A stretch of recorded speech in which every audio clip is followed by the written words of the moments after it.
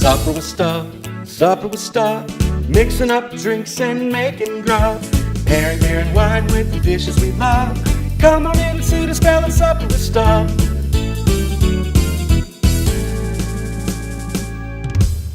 Hello friends, welcome to Supper with Stub. You know what we do here? We drink and we cook things. And this week, as always, we're gonna start out with a drink. And this week's cocktail is the Monkey Gland. Yeah, go ahead and giggle, all of you, especially my Marine Corps buddies, because I know you're conjuring the images of monkeys fornicating with footballs. So you see the ingredients on the side. We're actually gonna start with the last ingredient. So I have a chilled cocktail glass here. If you don't have these in your freezer readily available for a martini on those long days, just throw some ice in here while you're mixing your cocktail and it'll be fine. So I'm adding some absinthe and I'm just doing a little wash. Recipes for this are gonna tell you to use up to 1/4 ounce of absinthe for that. That is a waste of absinthe because you pour it in there, swish it around and then pour it out. This little mister does a perfect job. So we're gonna let that sit in our glass while we're making the remainder of our cocktail. So in a shaker over ice, we're going to add 2 ounces of your favorite gin. And as many of you know, Hendrick's is absolutely the rib's favorite gin, so we're gonna go ahead and use that. Then we're gonna add 1 ounce of orange juice here. And then to that, we're going to add, look at me, not ready, didn't take the lid off, it's okay. Been one of those weeks, people. We're gonna add about 1/4 ounce of grenadine. That is it, in the shaker. And we're gonna shake, shake, shake this drink until it is properly incorporated. All right, friends, if you have ice in your glass, now is the time you are going to dump it out. Now, if you do the wash with the absinthe on this, this is not gonna cover the entire glass. Try to keep the absinthe further down into the glass, because if you don't, you're gonna get too much of that absinthe on the rim and it's gonna overpower the drink. But you also see how I kind of swirled around my pouring to make sure any absinthe I got higher up in the glass isn't the first thing you taste. With this, we're gonna garnish this with an orange wedge. You can do it with a twist if you would prefer. And there we have the Monkey Gland cocktail. Oh, it's juicy, it's sweet, it just fills the mouth with flavor, and that absinthe gives it just that little bit of kick to let you know it's there. This is a tasty, tasty beverage for the summer. Whoa, it appears someone has come to the door. I'll be right back. Friends, I have a confession to make. It's been a hectic week, a good week, a great week actually, but a little hectic. I've kind of been out and about, doing a little writing retreat, if you will, and had this idea that I would amp up some of your favorite takeout earlier in the week. And those of you who are personal friends with me know I put out a survey earlier this week for your favorite Chinese takeout dishes. Look at friends, it happens to the best of us. The kids have activities at school, the boss wants you to work late, you know, the car breaks down, whatever it is. We all have these times where even these usually easy and not long to make meals I provide you still aren't gonna be in the cards, and we order takeout. So tonight I thought I would order the takeout and pair beer and wine with it with you. So we're gonna jump in. So what we have tonight, we have General Tso's chicken, we have Kung Pao beef, and we have shrimp fried rice. But as always, you can't order Chinese without like 17 appetizers, right? Well, the one that seemed most popular was crab rangoon. So I'm gonna go ahead and give this a go.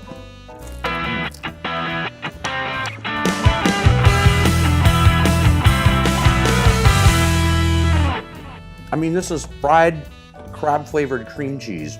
How can it not be freaking delicious? It can't. Now, a lot of your wine and lifestyle cooking experts are gonna tell you that the perfect foil or wine pairing for Chinese food, when you get the spicy and the sweet, but the spicy kind of overpowers,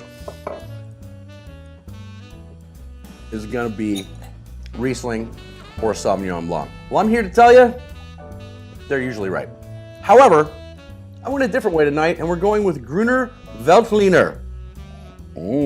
Yes, the traditional Austrian white grape. What you're gonna get on the palate of this is so, like, pull your teeth off acid, but with a lot of citrus notes on there. They're gonna stand up really, really well to the spicier and creamier flavors of all of these dishes. And I'm telling you, with this crab rangoon, it actually goes amazing. I'm gonna go ahead and open both beverages and then just taste through them. So A beer category that we don't talk a lot about these days, and we see this on the lower end everyday beers, is the Pilsner. Well, I'm here to tell you, making a great Pilsner is a difficult task. You need to get the crispness right. You need to get all of these things. You ferment it at a little cooler temperature, so some smaller breweries have a hard time or not even the ability to actually make Pilsners.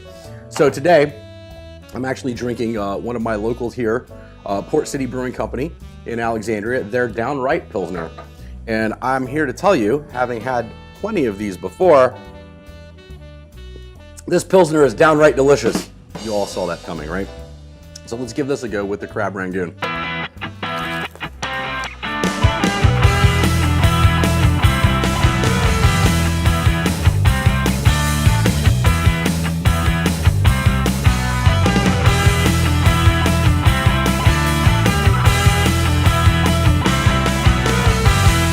Beer gets a little dry hop at the end, if I'm not mistaken, which really makes it pop.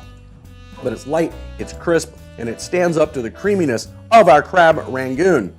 All right, next up for the tasting, we're going with what was overwhelmingly the dish in my very unscientific and quick survey. Most people commented on as far as the main course, and it's General Tso's chicken. I mean, General Tso has been commanding for a long time, and he definitely commands your attention when he's on a Chinese takeout menu.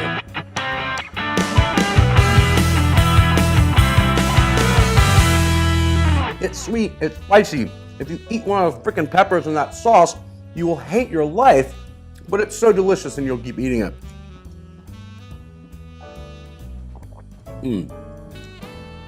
These perfectly fried balls of chicken, and I don't know what part of the chicken it is. They're so perfectly fried the way they ended up being fried, and then they just absorb that sauce, but they're still delicious. Perfect with the wine. I may pick in here later and actually have one of those peppers just to taste with that wine, but I'm not going to do it on camera because I really, despite being an emotional guy, don't want you to see me cry.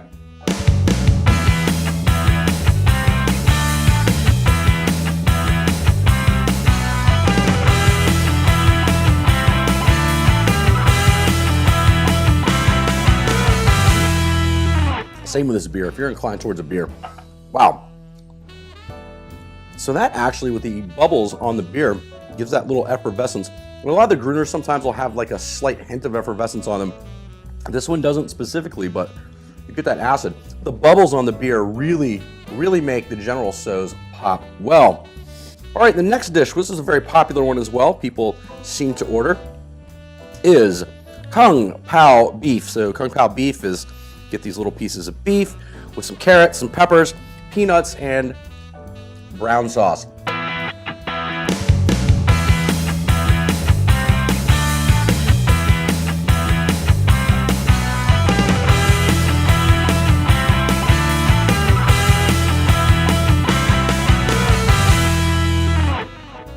So the brown sauce is a little creamy, which is a great foil for the wine as well. Wine stands up to that. Not as much to cut through here as far as the heat on the Kung Pao beef, but you definitely get that creamy in there, and having something with a little bit of pop on it to stand up to it is great.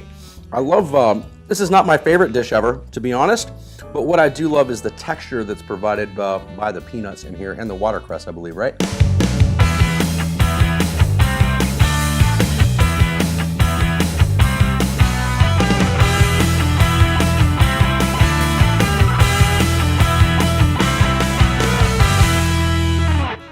Wow, I have to be honest here, love this Downright Pilsner as a better pairing for the Kung Pao beef.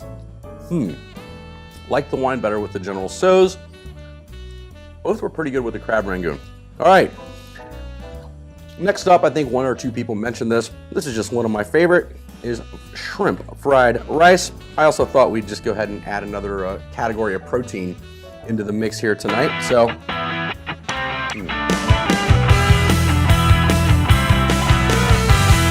our garlic sauce in there, peas, carrots, eggs, rice. Oh, delicious. A lot of butter.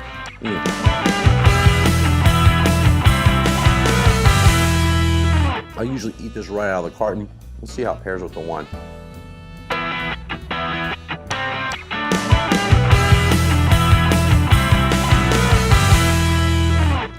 So again, not a lot of spicy on the shrimp fried rice. You would think the wine would be great with the shrimp specifically, of which I'm putting another on my plate here before we go in to taste it with the beer. Kind of felt like the wine was a little overpowering, to be honest with you.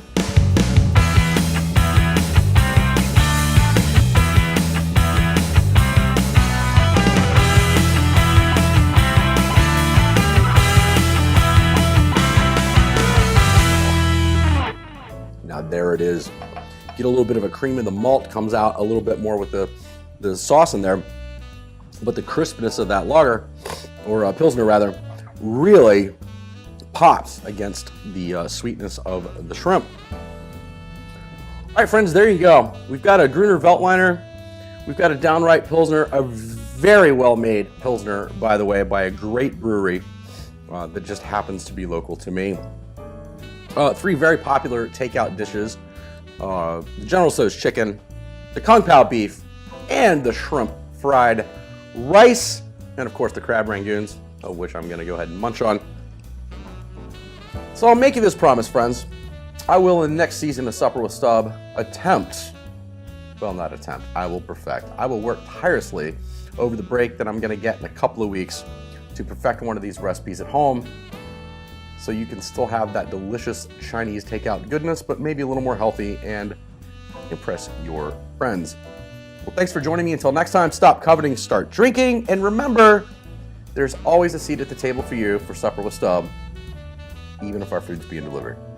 Cheers, friends.